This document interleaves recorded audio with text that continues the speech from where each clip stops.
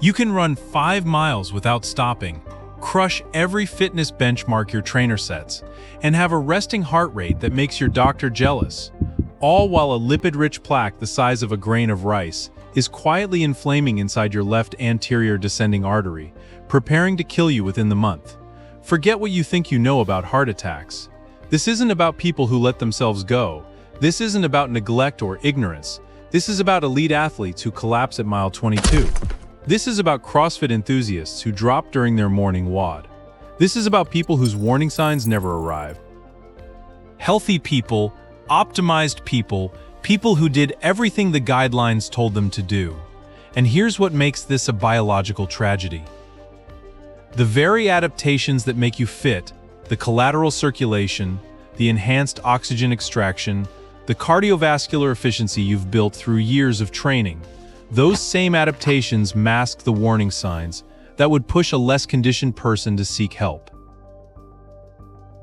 Your fitness becomes a blindfold. I'm going to show you why sudden cardiac events don't care about your VO2 max. You'll understand the difference between plaques that warn you and plaques that ambush you. You'll see why nearly 70% of fatal heart attacks happen in arteries that looked fine on the last stress test. And you'll learn why the absence of chest pain is not proof of safety.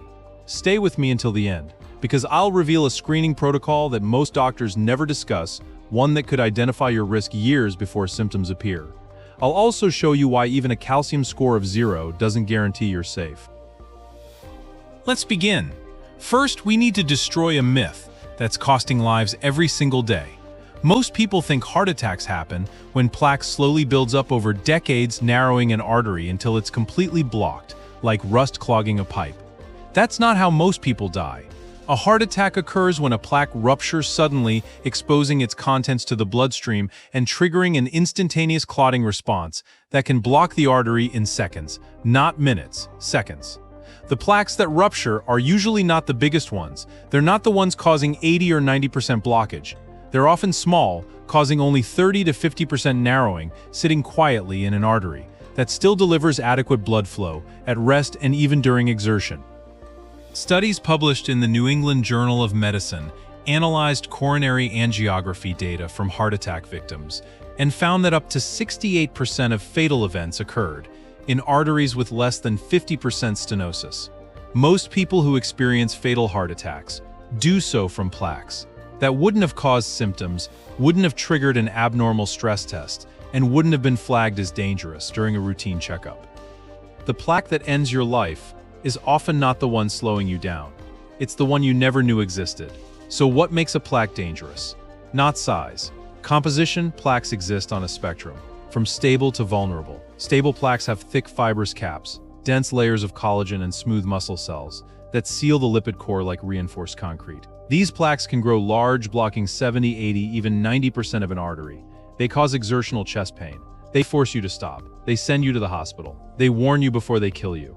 Vulnerable plaques are different animals entirely.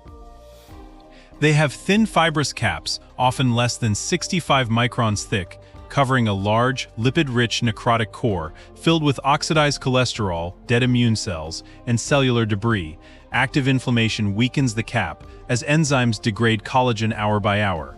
Think of it as a pressurized abscess inside your artery wall. Fragile membrane, toxic core, one mechanical stress away from detonation. When that cap ruptures, even microscopically, the contents spill into the bloodstream. Platelets converge. Clotting cascades activate. A thrombus forms. If that clot fully occludes the artery, blood flow stops.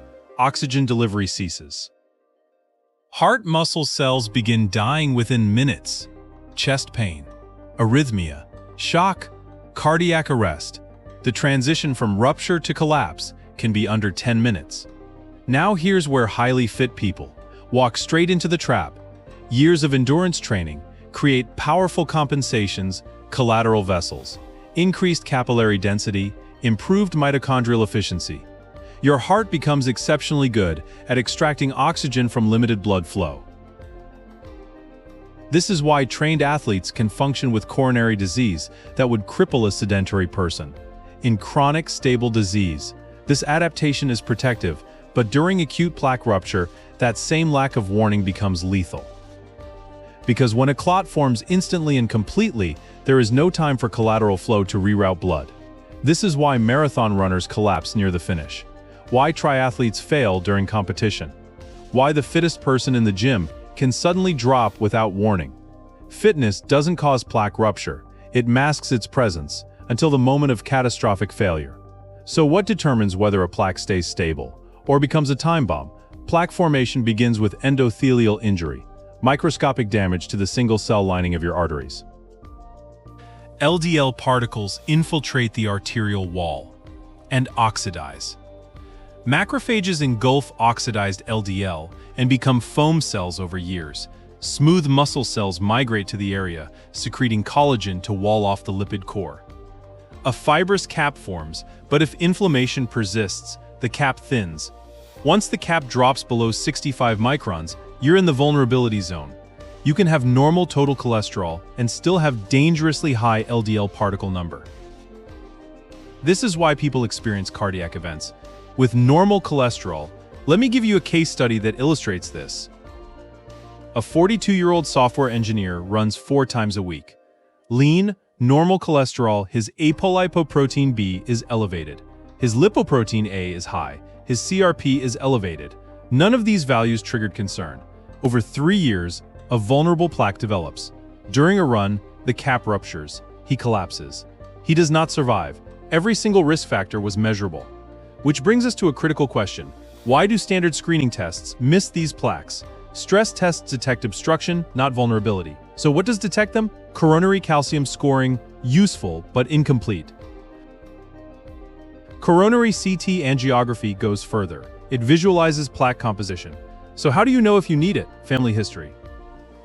Apolipoprotein B, lipoprotein A, high sensitivity CRP, insulin resistance, blood pressure, smoking. Now, can you reverse vulnerable plaques? You can't erase them, but you can stabilize them.